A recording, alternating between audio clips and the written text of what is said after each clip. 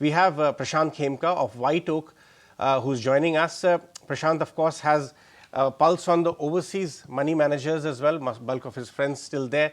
He's been one, and of course, being an Indian, understands and has seen the election, mandates many times before in the last 30 odd years that he's been managing money. Prashant, good evening, and thank you very much for your time this evening. Let's take a step back and understand what exactly has happened.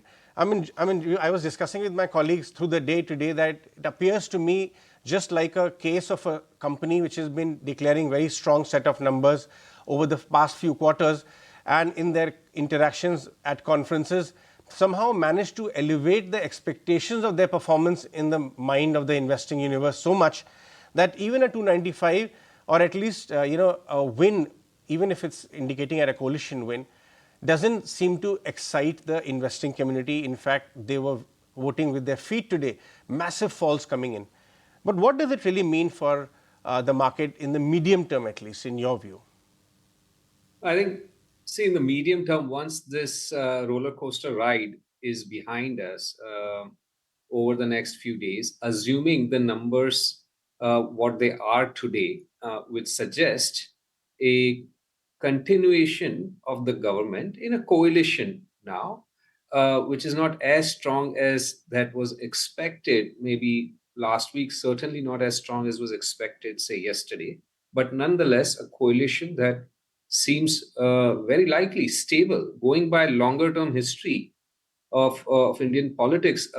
In 2014, receiving a 290 to 300 kind of seat count for any coalition would have suggested a very stable a 5-year government. And assuming that, I think in a few days' time, people would put the election results behind them and focus on what the government is, talking in terms of policy going forward, what their actions are. Budget would be in July, and that would be very closely watched this time because to market would be looking to ensure that the policy direction and pace is in line with what has been the case over the last many years, over the last decade or so. And that would shape how the markets evolve from here. Sure. Prashant, but a weak majority, does that not sort of throw you or bring you back to the drawing board? You've got to sort of, take into account and relook perhaps as to how your portfolio positioning as such has been. I mean, the biggest question on everyone's mind is, what do you do with PSUs now? Very true. Any such event of the magnitude that it is, it must prompt people and investment teams to discuss how the portfolio is positioned in the evolving scenario.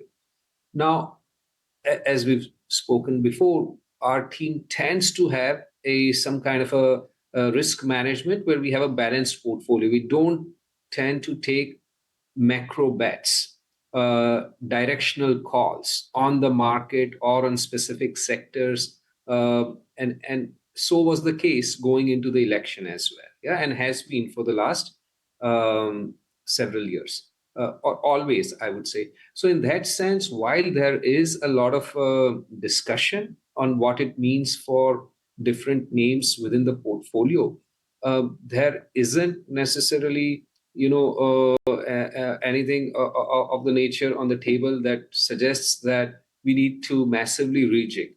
And that may be true for many other managers, fund investors as well, who have a similar risk management style, though those who may be taking more directional bets in the market, in the portfolio, they would definitely have to rethink whether what has worked and worked very well over the last many months and even last few years, whether they would need to take some action there to mitigate that exposure.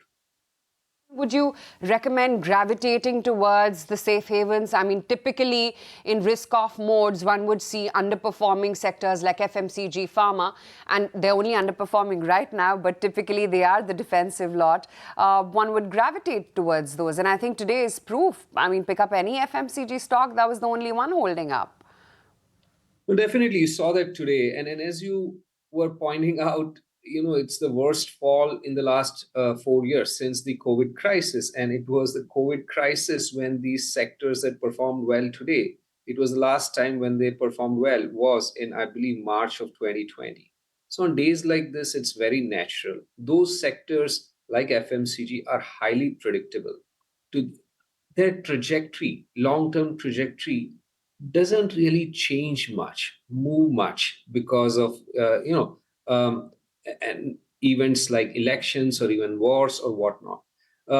So there, when the world is falling apart, people would tend to hold on to those names, and even if there isn't incremental buying, just because there's no incremental selling over there, that could also support the valuations on days like today. But that is not to say that we can extrapolate that also over the coming days. It all would depend on how, over the next few days, things shape up, what form of cabinet takes shape, and what initial comments come out of the new government in terms of policy objectives. Uh, I want to discuss a very fundamental point with you, because we are in the middle of a big fall seen after a 4-year period. And within the last fall and now, a lot of scores of new investors have also joined the market, be it in the SIP form, DMAT, direct, whatever. But the point is that we need to communicate a message to them. Over a 25-30-year period, you may have seen 4-5 of such falls. How much time usually does it take for market to come to peace with this kind of fall or the shakeout which is happening? And then how should the approach be? So you must remember, first of all, that market yesterday was at all-time high, all-time peak, and which is fair. I mean, markets, it's the nature of the markets that they keep scaling new heights almost everywhere in the world. That is true. So from there, we've pulled back about 7%. Coming more specifically, so it's not like we are in, there have been market time periods when markets been down more than 50% from the peak. I'm not suggesting that's where we're headed, but I'm just saying that is a correct. It's not even what is technically considered a correction. That aside, to your point about new investors, I think it's very much part and parcel of the learning process. Myself, as most investors have done, I was myself sucked into equity markets long ago, many decades ago, in a big bull run. I started thinking I can double as a middle class boy. I started thinking I can double my money every year and become a crorepati. Back in 80s, crorepati was a big deal, right? But then very next year, I realized you can't even stay afloat in certain years, right? So same would be the case for investors who've been drawn in over the last 3 years, thinking that it's easy to achieve 10% returns on a monthly basis or something of that sort. They would realize it's not that easy. It's not only one way up. And the return expectations for those investors would need to get moderated. And it's a healthy, I think, phenomenon. Some of them would get disenchanted and might leave, but many would leave, stay on, and many would stay on and would either through mutual funds or through direct investments continue their investment journey. But it's a good lesson. A whole host of investors have entered in, and it's a good reminder to them to be also thinking of risk and not simply the stocks that are that have strong momentum and delivering the highest returns in the trailing 1 month, 2 months, and so on. In fact, the word on the street now is that a lot of new investors would be learning some very old lessons of the last street in this kind of a fall. But I want to talk about certain sectors which may have done well because of specific policy impetus. But that policy impetus actually came on the back of much larger structural themes which are happening globally. I mean, Indian power sector or the entire power value chain, right from transformers to generators to renewables to wires and cables, everything got re-rated, not only because of what's happening here, but because there's a major, transition because of climate change, all of that factors playing out globally.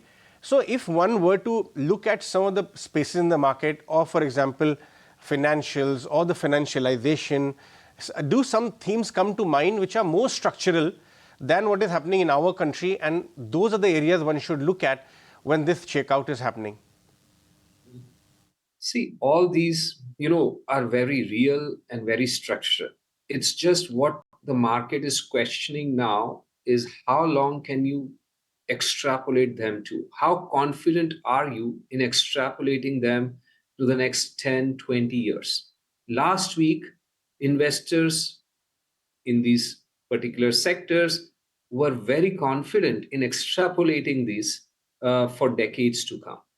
But after these events, there would be naturally some questioning, on whether we can be just as confident in the strength of the underlying trends, as structural as they are. Can the magnitude and strength of those trends can last and stay as strong as was expected just last week? And within that context, yes, in some sectors, there would be greater confidence. There'll be other sectors where the combination of um, the so let's say financials as an example. Yeah, it's been a structural story for last 20, 30 years. But last couple of years have not really gone anywhere, because while the structural story was there of very robust growth, there were these many other sectors which seemed to have become structurally much stronger, deliver structurally stronger growth and profitability. And hence, maybe financial sector was getting somewhat neglected by investors. Yeah, so maybe that gets reassessed now. That okay, the growth may be somewhat slower here, but it is time tested. It is more. It is less cyclical. It is less a function of some of these macro situations, and so these newer areas would get investor attention, and some of the other segments and themes that had become elevated beyond what was reasonable would find a more reasonable level. But Prashant, we were having this discussion earlier as well, that no matter whichever government comes to power, your portfolio has got to be such that it's kind of sort of bereft of any such risk. But irrespective of, government-linked sectors or policy-linked sectors, be it infrastructure, capex, manufacturing, any government in power is bound to focus on these themes. They may not be as aggressive as certain governments have been, but they, if India has to prosper, they have to focus on these particular segments. So would you say that, stay put for long-term investors, nothing really changes in these particular segments of the markets? See, you're very right when you say that, but it is a question of magnitude. Yes, some of these sectors were in the dumps over the, let's say, till 5 years ago, for a prolonged period of time. Some of these segments are highly cyclical as well. So it's a question of magnitude, and very importantly, is a question of how long can you extrapolate the strength for. A week ago, or just till yesterday, the extrapolation of the business momentum, the strength in these underlying trends, be it power sector, defense sector, railways, and other cyclicals and capex related, that extrapolation was, and rightly so. I'm not saying that was incorrect yesterday, but it's a dynamic world, and when facts, as I think Keynes said, or some wise person said, as facts change, you have to reassess whatever the exact words that were used. I'm not remembering, but that's what the market does. When facts change, the market reassesses. And now that length of time period that you were confident yesterday in extrapolating a lot of these structural or cyclical trends, that is going to be reassessed by the market. Prashant, I would request you to stay with us. We'll take a short break. On that note, come back.